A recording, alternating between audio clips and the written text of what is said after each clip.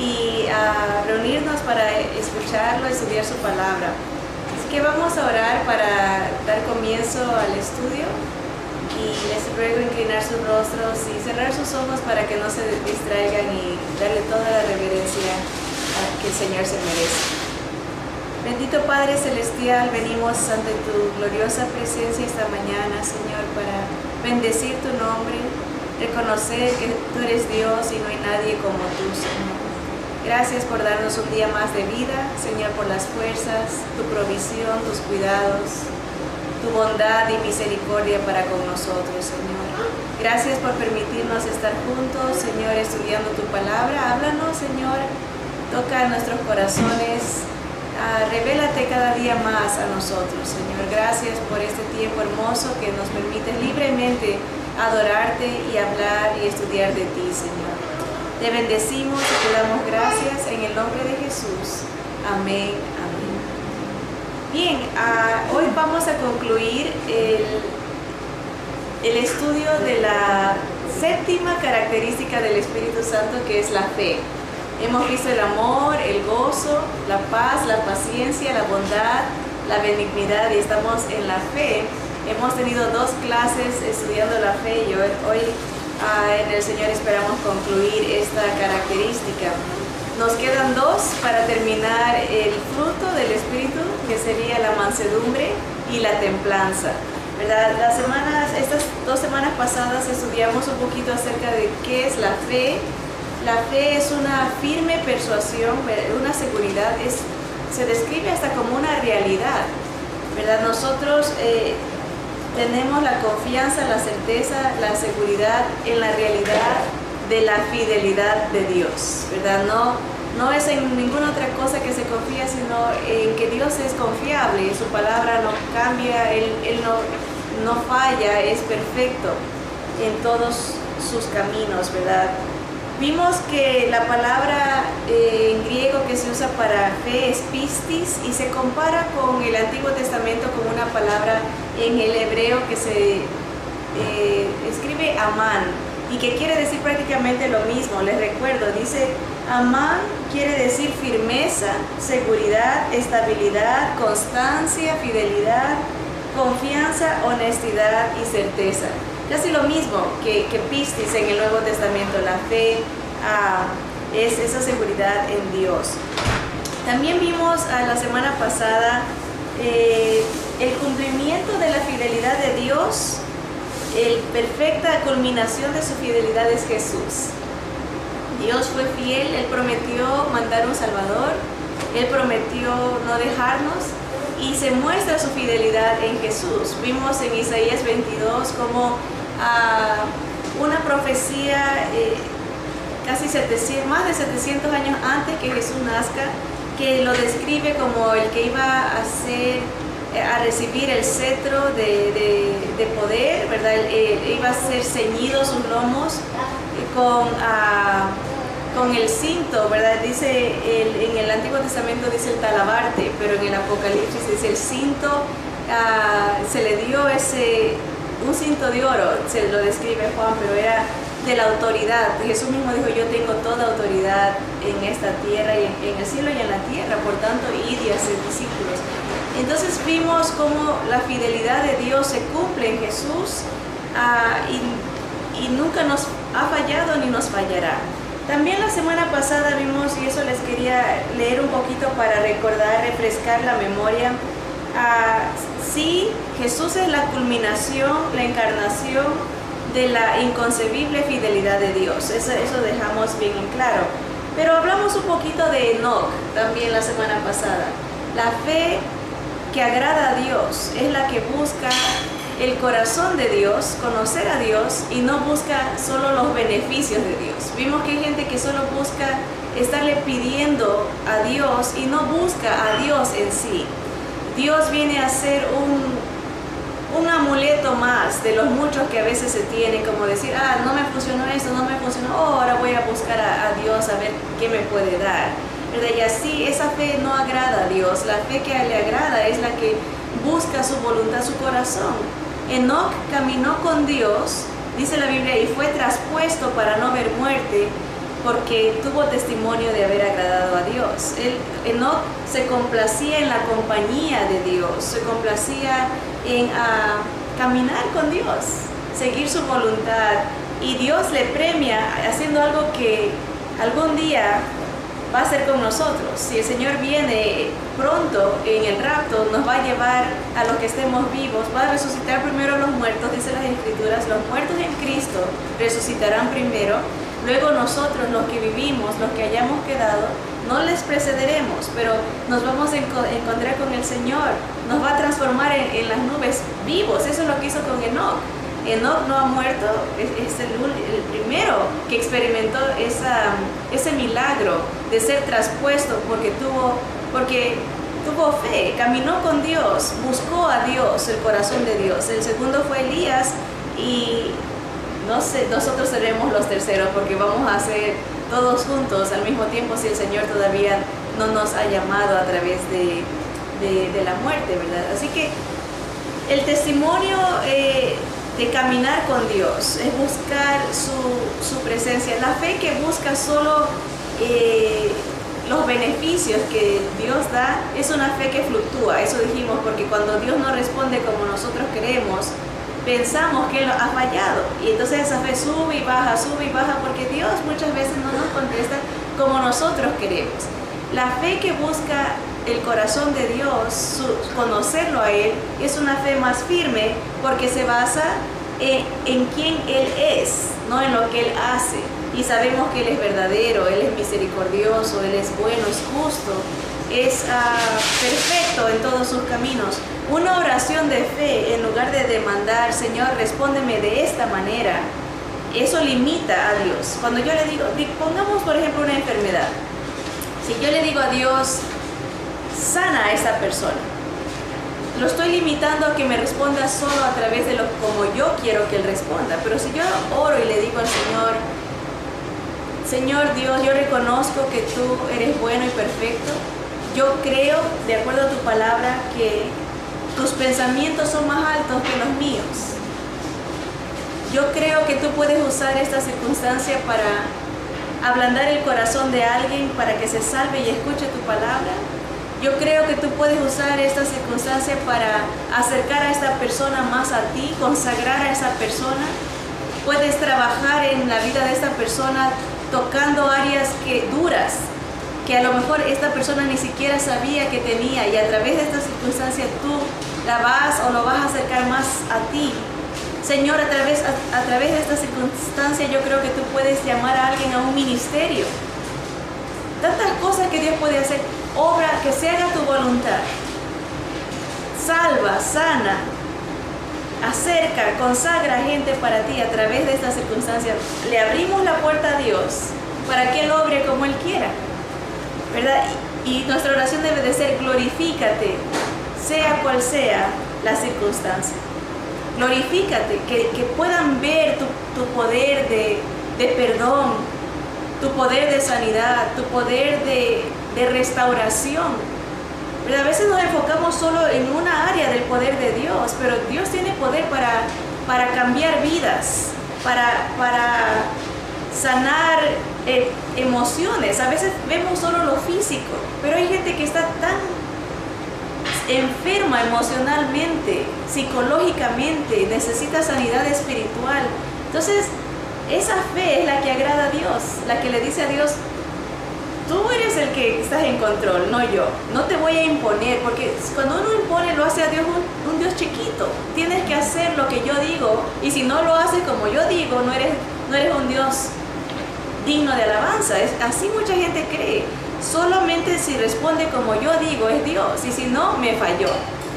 En cambio, si le abrimos la puerta, Dios va a obrar para su gloria, tal vez no de la manera que nosotros queremos, pero Él ve cosas que nosotros no vemos, y esa es la fe que le agrada. Entonces Enoc cumplió esa fe, caminó, se agradó en caminar con Dios, no por lo que Dios le daba, sino por quién Dios era, y Dios lo premió de una manera magnífica. Le dio, el hijo de Enoc fue Matusalén, el hombre que vivió más en la tierra, 969 años. ¿Cómo bendijo a su generación? A su herencia, ¿verdad? le permitió ser salvo. Después de Matusalén viene el diluvio. O sea, salvó a la familia, a la generación de Enoc, llevándose a Enoc y bendiciendo, no permitiéndoles que vean, que sufran ese castigo, ¿verdad? La semana pasada también vimos el ejemplo de Pablo y tratamos de ver mucho. La semana pasada fue mucho material y por eso estamos tratando de hacer un breve resumen para poder recordar las enseñanzas.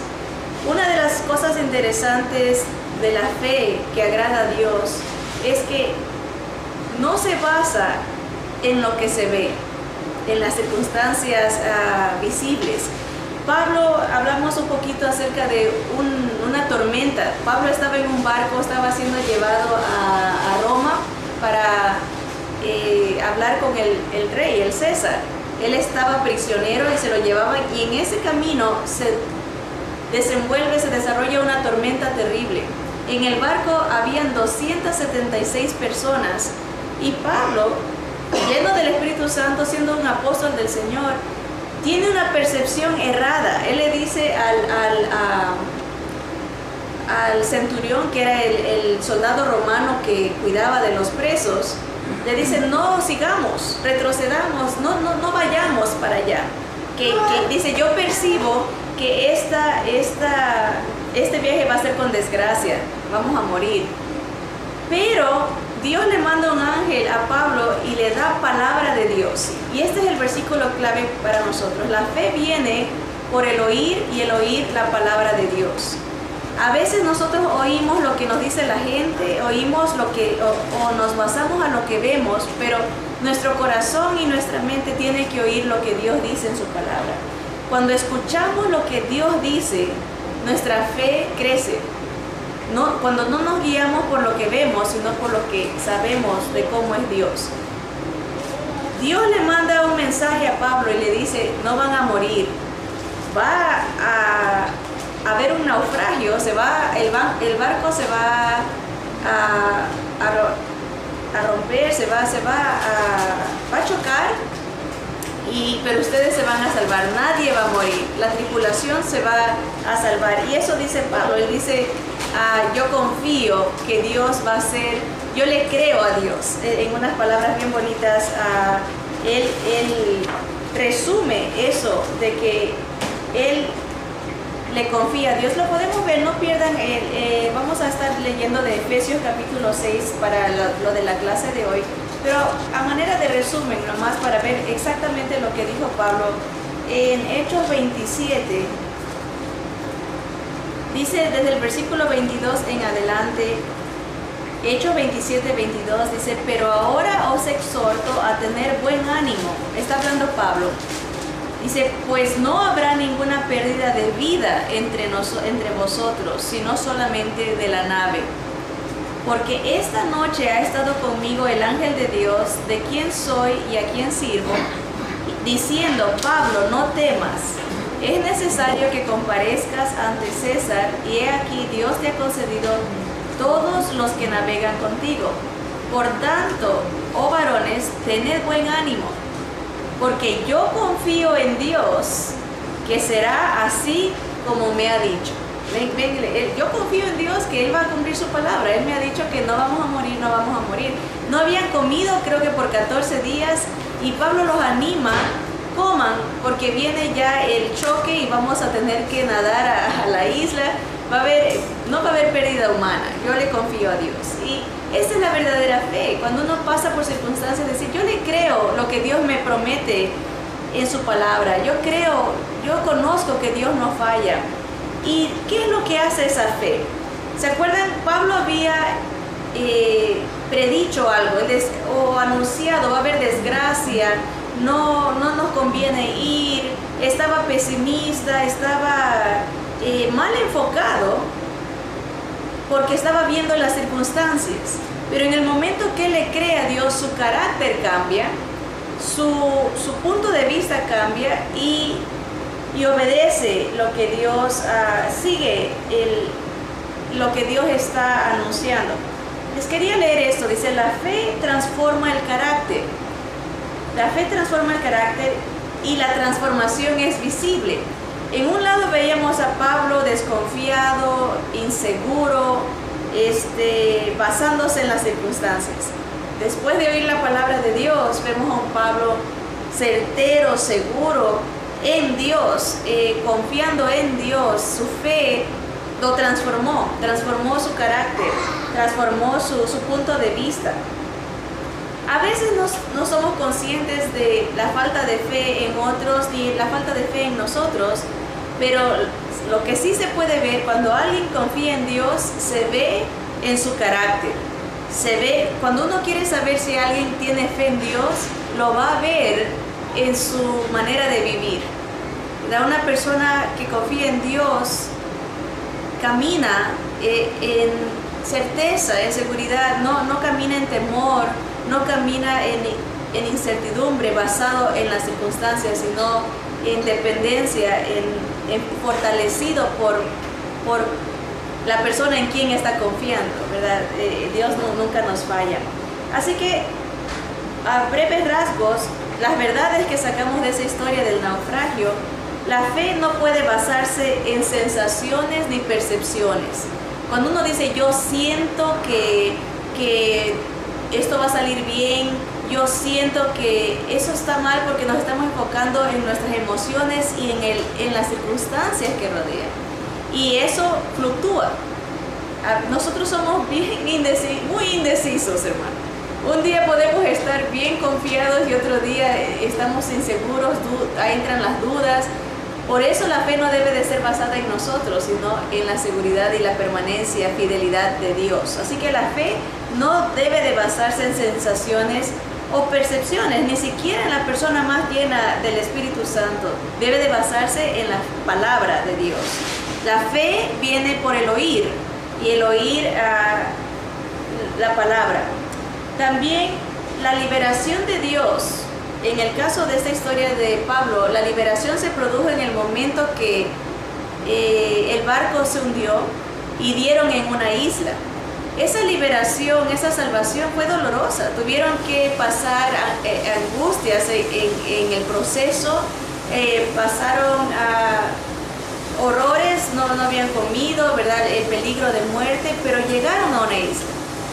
La liberación en nuestra vida muchas veces va a ser igual, pasa por ese proceso de terror, por decirlo así, de angustia, de dolor. Vamos a pasar, pero una vez que se pasa por ese proceso, se pega en una isla, se da en una isla. En esa isla Pablo encontró fortaleza, consuelo, la gente les dio comida, los abrigó, estaba lloviendo, dice las Escrituras, y fueron bondadosos. La gente que estaba en esa isla recibió a estos náufragos Pablo los describe con no poca, una palabra bien bonita que usa. Déjenme, dice, encontrarles la palabra exacta. En el capítulo 28 dice, nos trataron con no poca humanidad. En el versículo 2, en el versículo 2 dice, y los naturales, los de la isla, nos trataron con no poca humanidad. O sea que los cuidaron, les proveyeron. A veces en nuestra vida, antes de que peguemos a esa isla, Dios ese proceso de fe no es un proceso cómodo. Fe no quiere decir que la liberación no quiere decir que vamos a ser libres de esas angustias. Déjenme leerles esto. Dice, ser libres no significa estar cómodos. A veces buscamos solamente la comodidad y no el propósito de alcanzar esa liberación. La liberación que Dios le dé puede ser sencilla y sin dolor, ¿verdad? O puede ser una de las experiencias más terriblemente dolorosas que usted viva jamás, ¿verdad? A veces, como Pablo, una experiencia horrorosa, un naufragio tremendo, pero Dios los liberó, los salvó.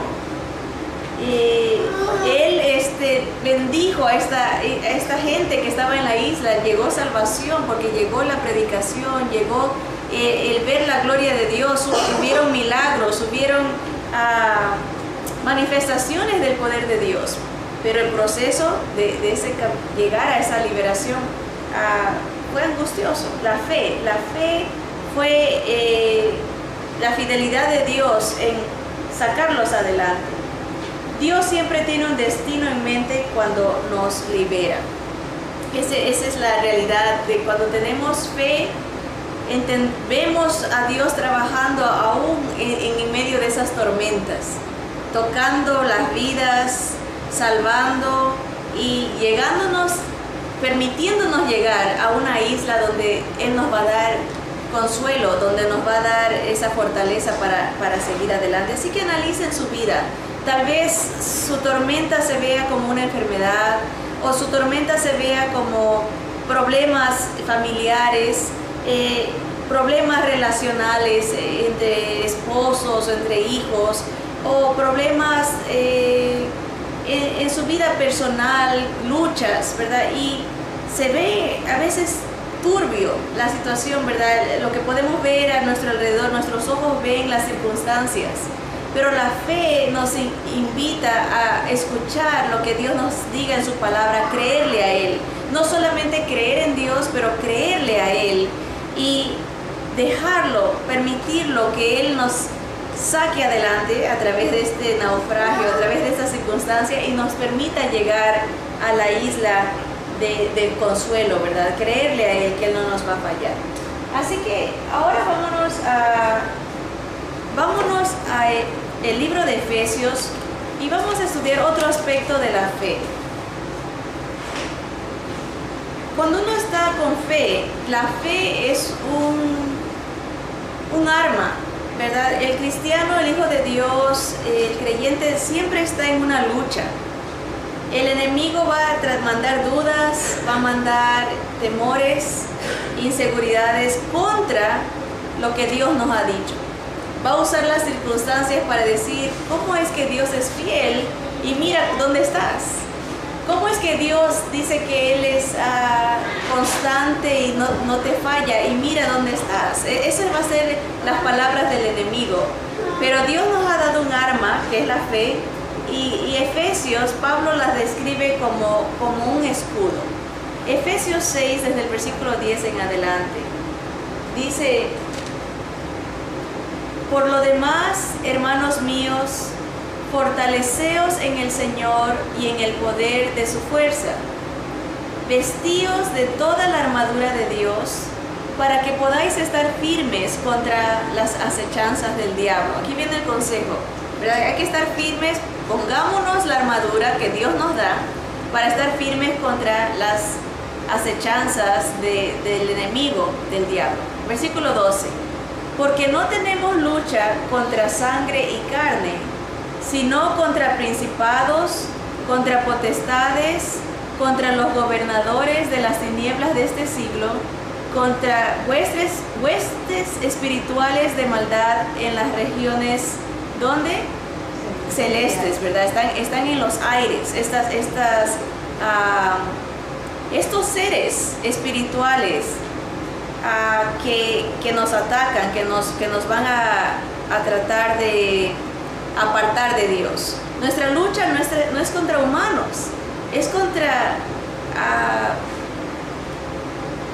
seres, vamos a ponerle así porque son criaturas diferentes, son espíritus que están en los aires, y hay diferentes categorías, niveles de jerarquías de maldad. Aquí dice, ¿verdad? Hay principados, hay príncipes, hay potestades, hay gobernadores que están en esas regiones celestes. Versículo 13. Por tanto, por esa razón, porque nuestra lucha es contra seres espirituales, debemos de tomar toda la armadura de Dios para que podamos resistir en el día malo, y habiendo acabado todo, estar firmes. Noten que hace referencia a un día malo, un día de prueba, un día de angustia, ¿verdad? La lucha va a ser real, ¿verdad? El ser cristiano, mucha gente cree erradamente que en el momento que una persona viene a creer en Dios, todo va a ir bien. Hay gente que hasta predica así: ven, acepta a Dios y todo te va a salir bien, todo va a ser felicidad. Esa es una gran mentira, porque al contrario, en el momento que uno viene a Dios es donde más luchas va a tener, porque el enemigo está perdido, ya sabe que no somos de él, nos odia, pero eso no nos debe de asustar, al contrario, nos debe de animar de que como estamos del lado de Dios, estamos del lado vencedor, estamos del lado victorioso, ¿verdad? Pero eso no nos quita la responsabilidad de prepararnos para una guerra. ¿Qué les parece a ustedes si ahorita hay muchos rumores de guerras y hay guerras en el Medio Oriente y hay peligro de guerra aquí también constante con amenazas de terrorismo? Cuando uno escucha de esto, uno debe de ser precavido, prepararse, porque sabe que puede haber peligro de guerra. ¿Cómo nos preparamos? Bueno, no necesariamente con armas, ¿verdad? Pero sí anticipando el peligro, ¿verdad? En este caso, piensen ustedes que nuestros soldados digan: nos vamos a preparar. ¿Cuándo han visto ustedes a un soldado que vaya a la guerra en traje de baño, por ejemplo? ¿Qué pensarían ustedes de 50,000 soldados que van a la guerra todos vestidos de traje de baño? Y se están poniendo la loción para que el sol no les queme, y gafas para que el sol no les moleste. No, nos vamos a reír o nos vamos a asustar cuando vemos que el otro viene con cañones, viene con misiles, viene con bombas, y nuestros soldados salen con traje de baño. No, nunca un soldado va a hacer eso. Usan un equipo de protección tremendo, botas firmes de fierro para que les protejan los pies. Van a caminar en áreas difíciles, rocosas, se van a tirar, se van a esconder. Cascos para proteger su cabeza, sus ojos, ¿verdad? Usan chalecos antibalas, ¿verdad? Van a protegerse, porque el propósito del enemigo no es darnos un abrazo. El propósito del enemigo no es tener comunión con nosotros, es destruirnos.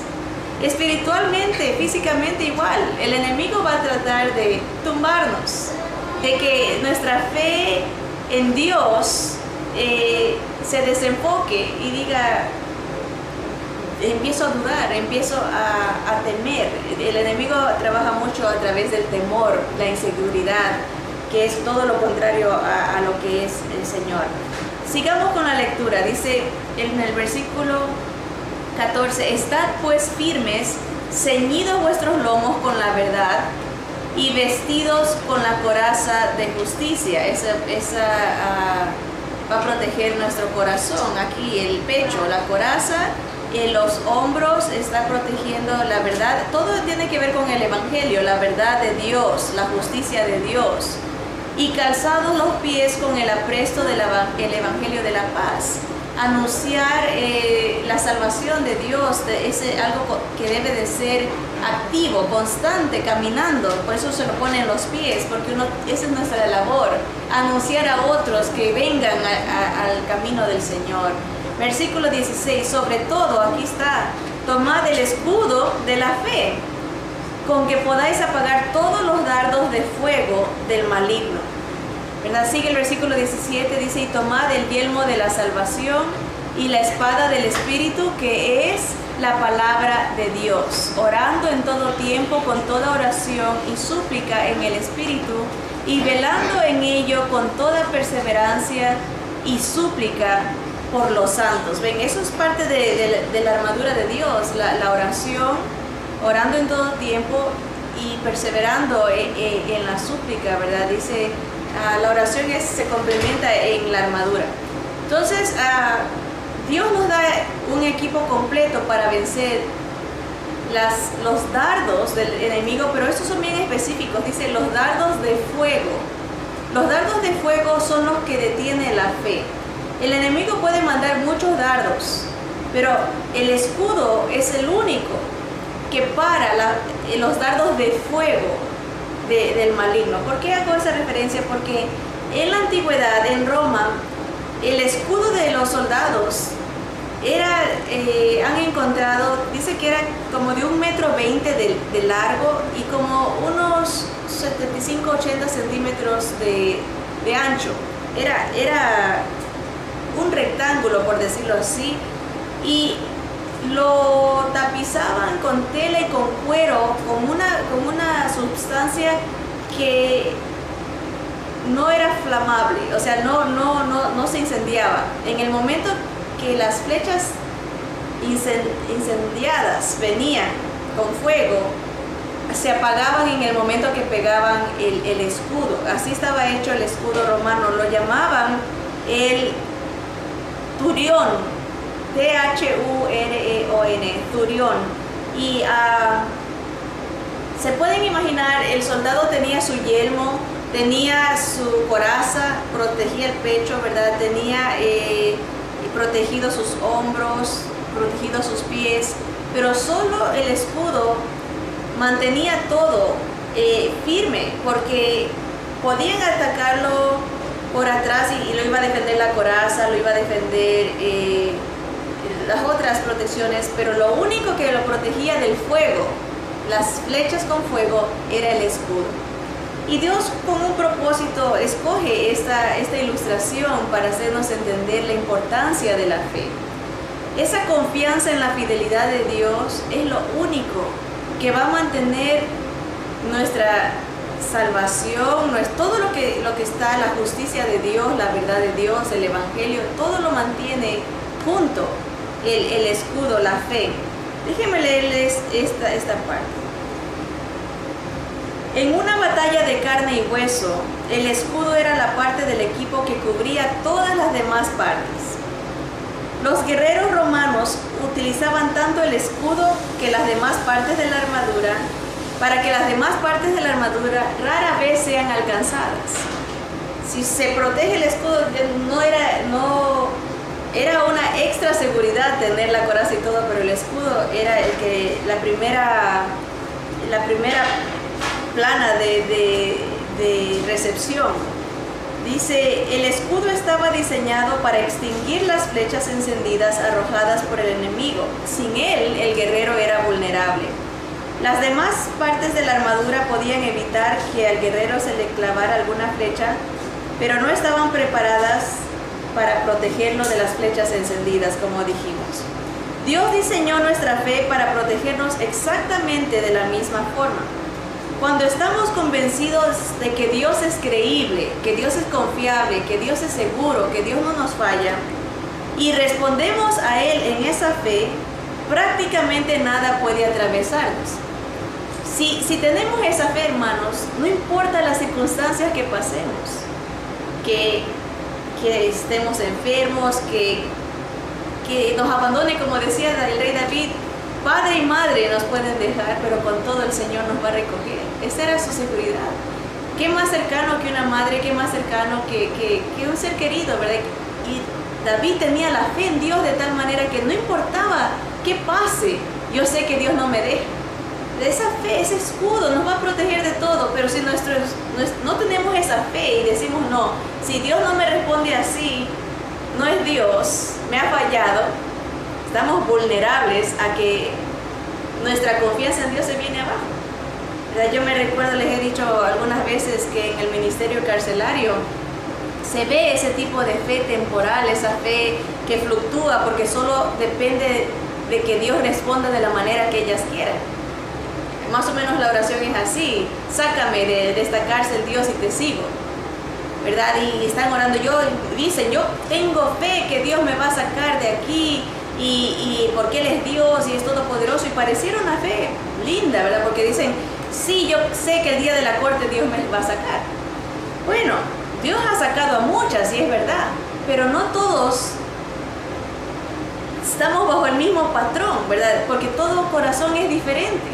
Hay gente que Dios necesita tenerla ahí para doblegarla y ablandar ese corazón, protegerlas, que no mueran afuera hasta que se salven.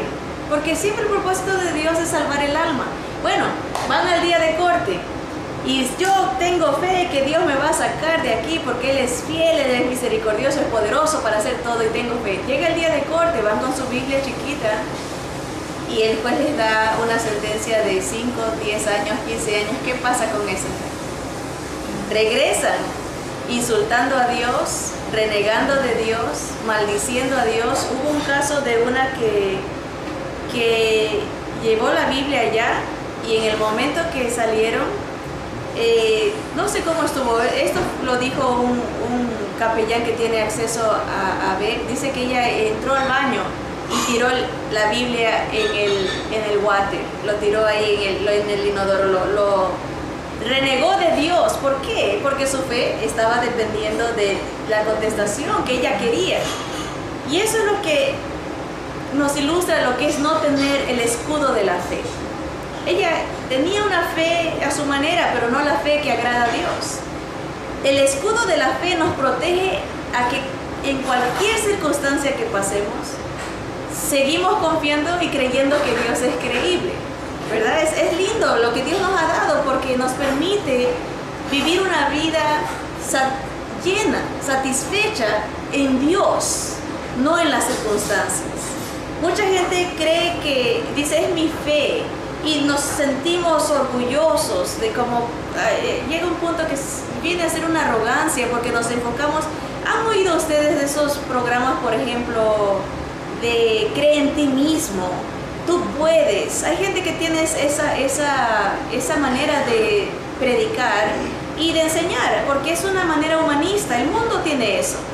Cree en ti mismo, tú puedes, la autoestima. Cuando en realidad Dios es todo lo contrario. Mientras uno se considera lo menos, lo ve a Él, lo hace surgir. ¿Qué decía Juan? Yo menguo para que Jesús crezca. Pero eso no quiere decir que vamos a ser personas derrotistas, no, somos sabios, usamos la armadura, nos protegemos, usamos lo que Dios nos ha dado. El que tiene un buen concepto de Dios sabe quién es en Dios. Por eso el carácter cambia. Yo sé que soy hija de Dios. Dios tiene propósito, no me va a fallar.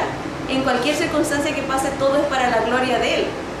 El escudo de la fe no me combate, no me tumba mi fe, porque la tengo en el lugar correcto, que es Dios, ¿verdad? Esa es la idea. Dice, Satanás no se detendrá para hacernos, no se va a detener hasta hacernos bajar el escudo. Él quiere que nosotros no confiemos en el Dios confiable que tenemos. Y va a presentar todas las evidencias alrededor para acusar a Dios y decirnos, tratar de convencernos de que Dios no es fiel. ¿Nunca les ha susurrado a su mente y les ha dicho, ¿sigues creyendo en Él después de que te ha permitido pasar por esto? ¿Cómo puedes confiar en Él si mira lo que te está haciendo pasar? ¿Verdad? Y a veces, hermanos, no solamente que nos susurra en nuestra mente, sino que usa gente que viene y nos dice así. Tu Dios, ¿verdad? Mejor, ¿por qué no haces esto?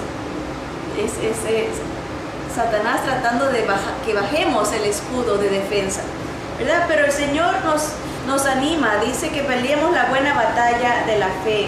Sabemos que el enemigo siempre va a usar tácticas de duda, de temor, de hacernos sentir inseguros, va a hacernos sentir que desconfiemos, ¿verdad? Esa es la idea. Vamos a ver en el libro de los Salmos, se nos habla acerca de los ejércitos que están con el Señor y con nosotros. En el caso de Elías, por ejemplo, se confrontó a una guerra y su siervo estaba asustadísimo. Dice, mira, ¿cuántos nos vienen a atacar? Estamos perdidos, estamos acorralados. Y Elías le ora al Señor y le dice, abre los ojos para que vea lo que está detrás de las cortinas, ¿verdad? En el mundo invisible, espiritual. Dios le abre los ojos al siervo y ve caballos de fuego, miles de caballos en la montaña que venían a protegerlos a ellos, ¿verdad? Por Elías estaba confiado en su Señor, sabía, pero el siervo de Elías no podía ver esto. Y este Salmo 68, 17, nos dice quién, aparte del Señor, que es más que suficiente, el Señor nos protege, sus ángeles. Miren, en el Salmo 68, 17 dice,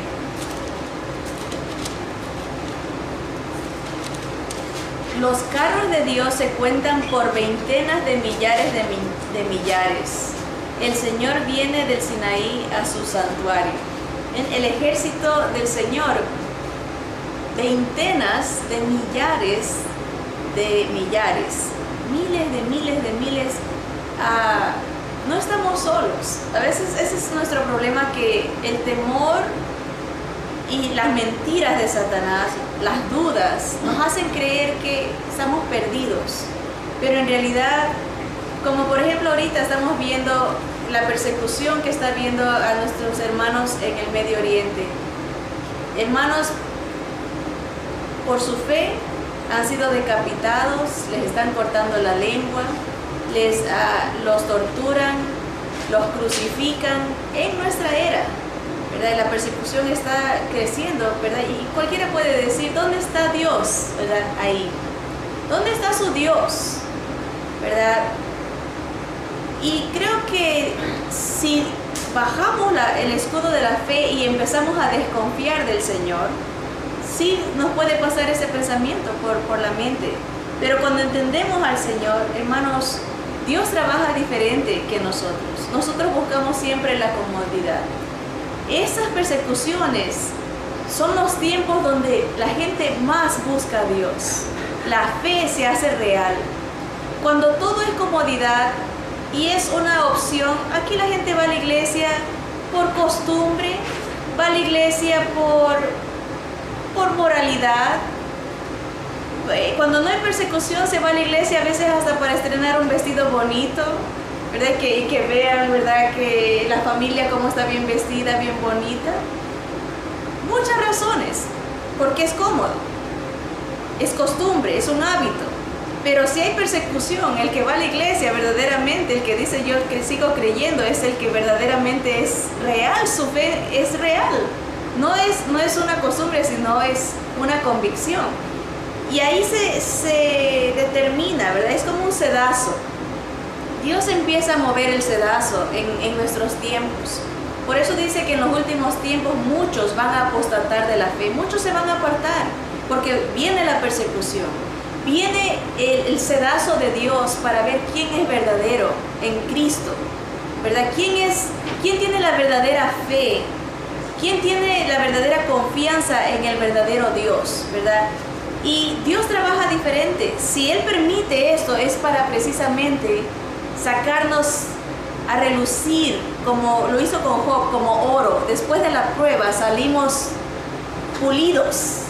Nuestra fe en Dios, el Dios verdadera, se identifica. Así que cuando pasan estas cosas, es doloroso ver el sufrimiento de nuestros hermanos, pero a la larga la gloria que ellos van a recibir. Esteban vio a Dios, a Jesús, lo pudo ver antes de morir. ¿Se pueden imaginar esa fortaleza? Nosotros podemos decir tenemos fe, pero ninguno de nosotros ha visto la presencia de Dios en vivo y en directo como la ve alguien que es martirizado por la causa. Ver a Jesús, ver a Dios, ¿verdad? Es otra dimensión, otra manera de ver las cosas. Así que el enemigo pueda que reúna argumentos en contra de Dios. Sí, mira cómo les falla a sus hijos. ¿Dónde está Dios? Pero nuestra respuesta debe de ser: Dios está ahí con ellos, en vivo y en directo, revelándose, consolándolos, cargándolos a su gloria, ¿verdad? ¿Qué más hermoso que estar en la presencia de Dios para siempre y dejar este mundo lleno de maldad, de pecado, de dolor, ¿verdad? Es otra manera de ver las cosas cuando se tiene la fe verdadera. El Señor es poderoso, no podemos imaginarnos cómo se llevará a sus hijos, ¿verdad? Elías se lo llevó en una carroza de fuego. ¿Cómo vendrá a llevarse a sus hijos que están siendo sacrificados? ¿Verdad? Es otro mundo invisible que nosotros no vemos, porque no queremos a veces, que solamente queremos ver nuestras circunstancias y no ver más allá en la realidad de quién Dios verdaderamente es. Dios es perfecto y no falla. Quisiéramos acabar esta clase de la fe enfatizando en la fidelidad de Dios.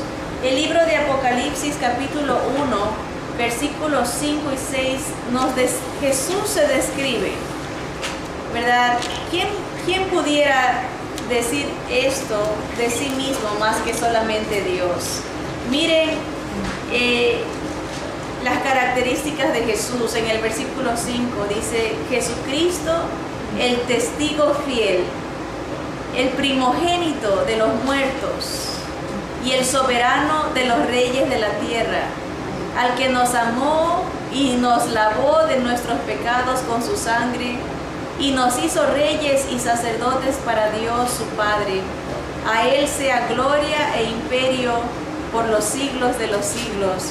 Amén. El testigo fiel, el que Él vino a revelar la verdad, su verdad, la verdad de Dios, ¿verdad? Y lo hizo a través de el cumplimiento de muchas profecías. Dicen los estudiosos que hay más de 200 profecías acerca del Mesías, ¿verdad? Al menos 61 se han cumplido en la vida terrenal de Jesús. Hay muchas que están por cumplirse en su segunda venida, cuando Él venga a reinar a la tierra y liderar desde Israel, ¿verdad? Pero más de 61, como por ejemplo, se anunció 700 años antes que Él iba a nacer en Belén. Nace en Belén, sabemos eso. Se anunció que Él iba a hablar a través de proverbios y de parábolas. Y el Señor en su ministerio habla de esa manera un poco extraña para los clientes de ese entonces entender. Se anunció que sus manos y sus pies iban a ser horadados 1000 años antes. 700 años antes se anuncia la manera que iba a morir. Imagínense, en los tiempos de los profetas, cuando ellos anunciaban esto, ni siquiera existía el castigo de la crucifixión. Ellos no podían haberse inventado eso, porque no existía en sus tiempos. Fue algo dado por Dios cientos de años antes, y el Señor cumple en su ministerio, en su vida terrenal, esas profecías. El Señor, por ejemplo, se anunció que iba a ser vendido por 30 piezas de plata. Hay gente que dice: oh, bueno, Él cumplió ciertas cosas porque Él sabía que tenía que cumplirse, pero hay cosas que estaban fuera de su control. ¿Cómo, por ejemplo, Él va a meter en la mente de sus padres que se vayan a Belén estando en Galilea? Tuvo que mover las mentes de los gobernadores y todo para formar un censo para que se dé el cumplimiento de su nacimiento en otra provincia, ¿verdad? ¿Cómo, por ejemplo, Él pudo meter en la mente, controlar de que lo vendan por 30 piezas de plata? ¿Cómo es posible que exactamente le paguen al traidor 30 piezas? ¿Por qué no fueron 15? Porque Dios sabía, conoce pasado, presente y futuro, y Jesús está cumpliendo. ¿Cómo pudo Él, por ejemplo, decirle a sus verdugos: sortéense mis prendas? No, se está dando, la palabra es fiel y perfecta, se está cumpliendo al pie de la letra. El Señor cumple al pie de la letra lo que ya estaba anunciado que Él iba a pasar. Si tomamos 8 cosas, esto es muy interesante y les quería hacer. Por ejemplo, se anunció que no se le quebrarían las piernas a los ladrones criminales que estaban al lado de Él. Les quebraron las piernas para acelerar la muerte, porque así ya no se apoyaban en sus talones y podían agarrar un poquito más de aire. La crucifixión era una tortura lenta, y cuando les quebraban las piernas aceleraban la muerte.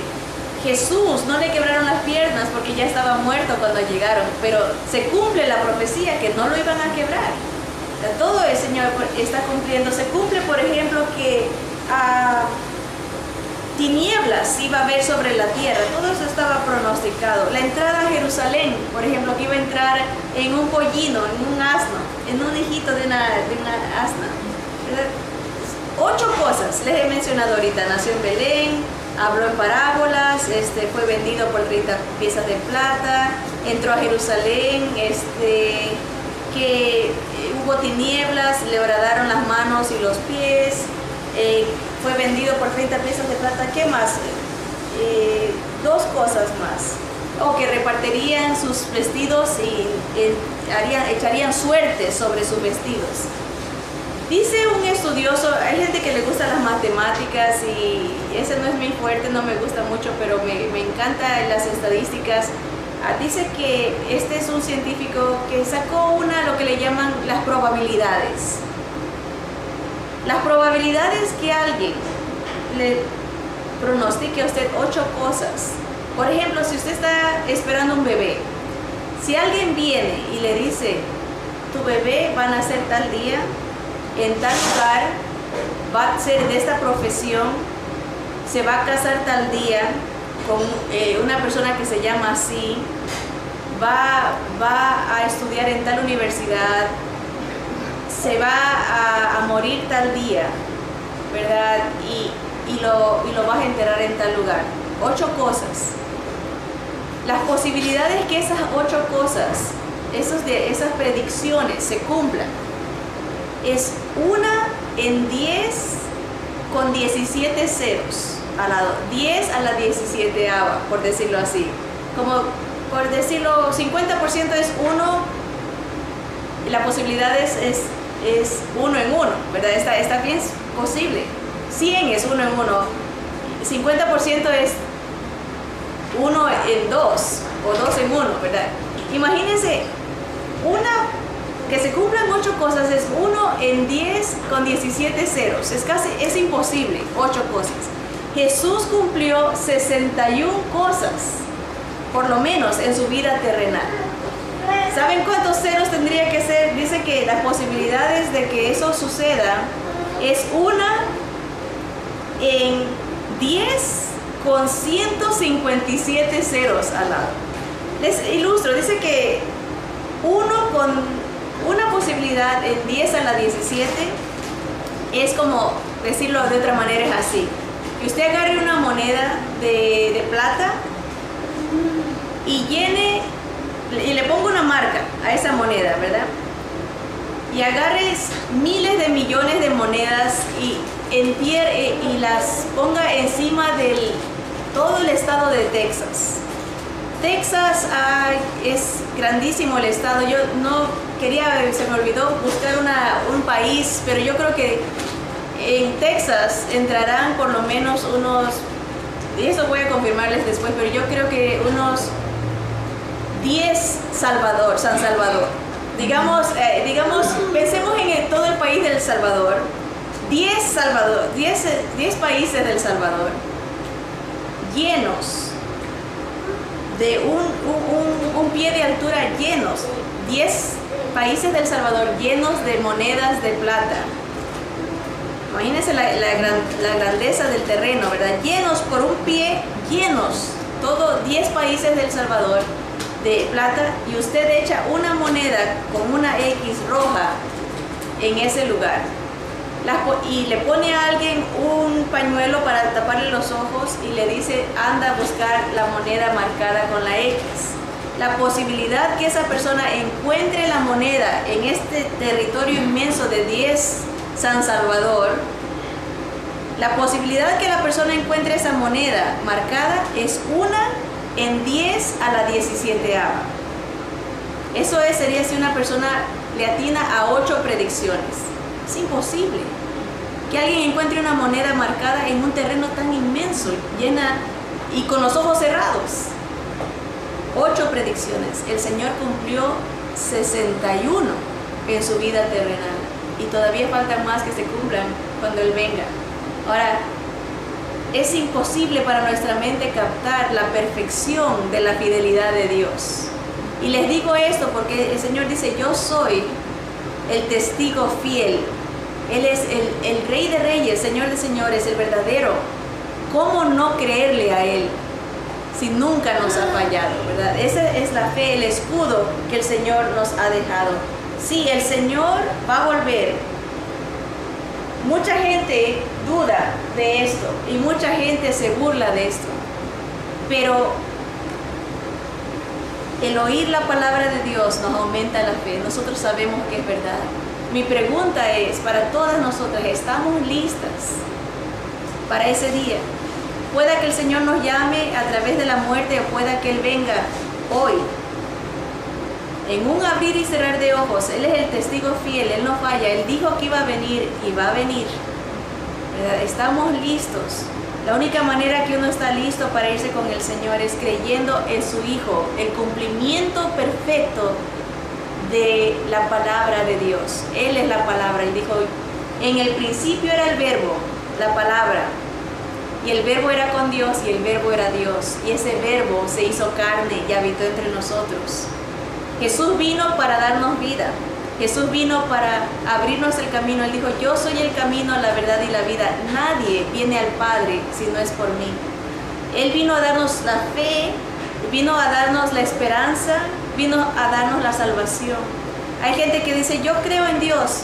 Créale a Dios. Él dijo, en ningún otro hay salvación, porque no hay otro nombre dado a los hombres. Debajo del cielo no hay otro nombre en quien puedan ser salvos. Si usted cree a la palabra de Dios, tiene la fe verdadera que lo hace, dice, a los suyos vino. Jesús vino a los judíos y los suyos no lo recibieron. Mas a todos los que le recibieron, les da el poder, la potestad de ser hechos hijos de Dios. Podemos hacernos hijos de Dios, ser adoptados a través de Jesús, a los que creen en Él y los que le creen a Él. La Biblia dice que los demonios creen en Dios y tiemblan. Esa fe nos salva. La que dice yo creo en Dios es la fe que dice yo le creo a Dios en cualquier circunstancia. Él es el único Salvador, Él es el único Señor, el único digno de alabanza, el único digno de adoración. Mi deseo, mi oración es de que todos estemos en esa fe. La fe verdadera, la que peleando la buena batalla de fe, la que confía, la que espera y depende solo de Jesús en todas circunstancias, la que le abre las puertas y le dice, Señor, tú obra en mi corazón como tú desees, no me impongo yo, me rindo a ti. Es hermoso abrirle las puertas al Señor y dejarlo que Él trabaje en nuestro corazón, que Él nos bendiga, ¿verdad? Dios es generoso. Él dice que puede hacer mucho más abundantemente de lo que nosotros pedimos. No lo limitemos a que obre como nosotros queremos. Dejémoslo que Él sea quien Él es, Dios perfecto. Le invito a que en su corazón le dé paso a este Dios verdadero, a este Dios perfecto, Dios fiel, Dios único, nuestro Señor Jesús. Que Dios nos bendiga y nos abra los ojos a esa fe que solamente confía en Él. Que Dios nos bendiga. Vamos a orar. Bendito Padre, Señor, te damos gracias porque eres tan bueno, tan fiel, tan perfecto. Nuestros ojos, como decía Job, Señor, de oídas te había oído, pero ahora mis ojos te ven. A través de las pruebas podemos conocer tu amor, conocer tu fidelidad, conocer tu misericordia, tu salvación, Señor, tantas bendiciones que tú nos das, Señor, a través de las angustias, de las circunstancias, Señor. Danos esa fe que te agrada, Señor, porque tu palabra dice que sin fe es imposible agradarte, Señor. Queremos creerte, queremos agradarte, Señor. Aumentanos la fe. Oramos que tú, Señor, te reveles a la medida que escuchamos tu palabra, Señor, y nos ayudes a confiarte. Gracias por equiparnos con la armadura, Señor. Queremos levantar siempre ese escudo de la fe en ti, Señor, en ese fiel Dios, en ese Dios constante, estable y permanente, Señor. Padre, ayúdanos a vencer esos dardos del maligno, esas dudas, esos temores, esas mentiras que vienen, Señor, confiando siempre en quién eres tú, Señor. Te bendecimos y te alabamos, te damos toda la gloria y las gracias, Señor, en el nombre de Jesús. Amén, amén.